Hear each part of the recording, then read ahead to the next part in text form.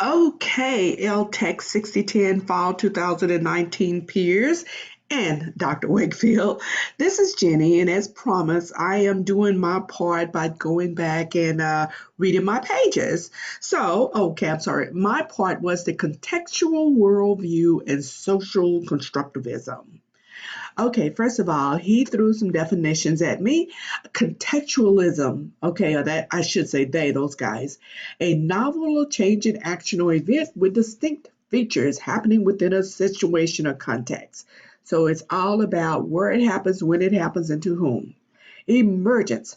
Differentiated relationships between environment and organisms that give rise to new learning. Okay, that is also the meaning of constructivism and social constructivism. That's on page 43. A simulatory approach. That's the gap between what someone knows when they begins to learn and what they know after the learning, the same as Vygotsky. Pragmatic agenda. That's questioning the existence of a normal human being as individuals make meaning from their volatile and changing daily life. In other words, society determines what's normal. It's not up to any just accepted truth. Transcendent realism, the belief that reality only exists within context of events and those participating in the events. In other words, what happens is what people determine what happens. If two people are watching the same thing and they both have different interpretations, who's to say which interpretation is the truth? It takes a majority, a third witness, to determine what actually happened and went on in that situation.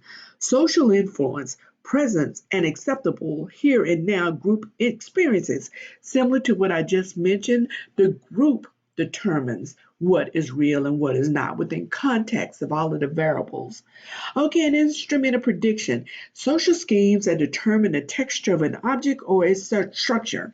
In other words, an apple is only an apple because it was determined by society would determine an apple. It was determined by society to use words associated to describe an apple like red, juicy, sweet, things of that nature. So, had it not been for words, there would have been no context of apple. Now let's get into it. So, according to these guys, Dewey is who really led the way on the basic theory of pragmatism. And just kind of paraphrase, it means individuals, and they're citing Dewey's philosophies here. Individuals cannot make sense of their lived experiences without the language, artifacts, and shapes negotiated through discourse with others. Like I said, the only reason why we call a horse by any other language is that because it is a mammal, a four-legged mammal that is has long legs, a mane, a tail, and everything like that. So the world or society, the world which we lived in, determined if it has those characteristics, it is a horse. Knowledge does not exist of social relations. I'm sorry, does not exist, and that should be without social relations, and that knowing is correlated to situations and objects. That's actually a typo there.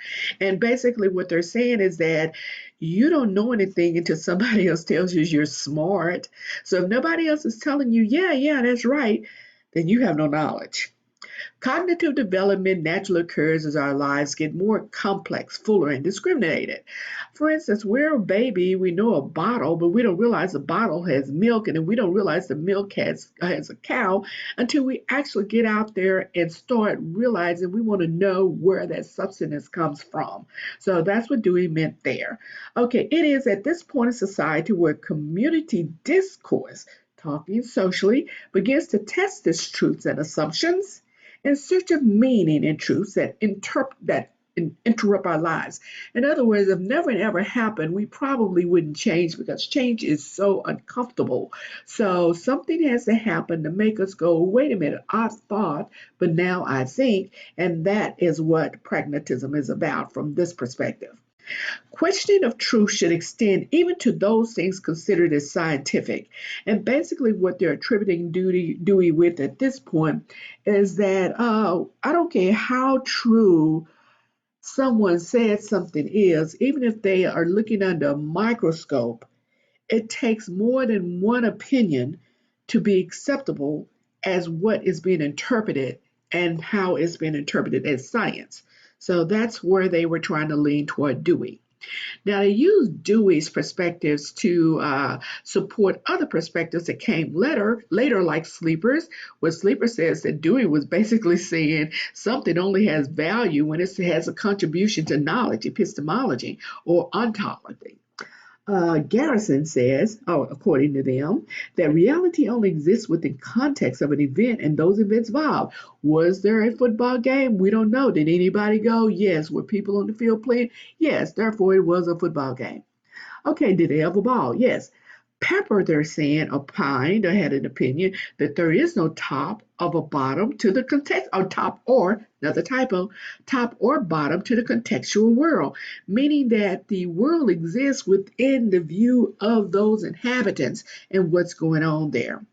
Reese explained the whole world does not exist, not as a whole, only little parts within that have inhabitants within him and ongoing action. That is the world. So we have these little individualized world, a world inside someone's home, a world inside with someone's community, a world within someone's city, within their country. Those little components all make up a bigger shape, which is the world. But outside of that, the world as a globe does not exist.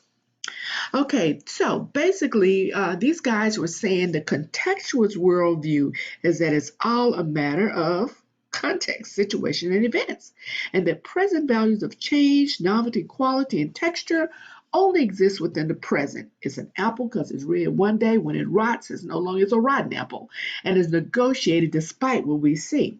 Okay, there is no such thing as a private truth, only parts of the whole within the context. And what I'm taking the guys to mean here is that you can't determine that a horse is a cow, and that would be the truth. If you went out and told your church members or someone at school that a horse is a cow, they would say that does not exist because that is not the truth. Truth is negotiated through symbols, systems, maps, and diagrams. It has to be socially negotiated. And our predictions and what we expect from life is based on our contextual truths or the world in which we live and what we will believe would happen. Okay, so that's my overview, my presentation. Hopefully, it was enough. I hope you guys enjoyed it. Bye.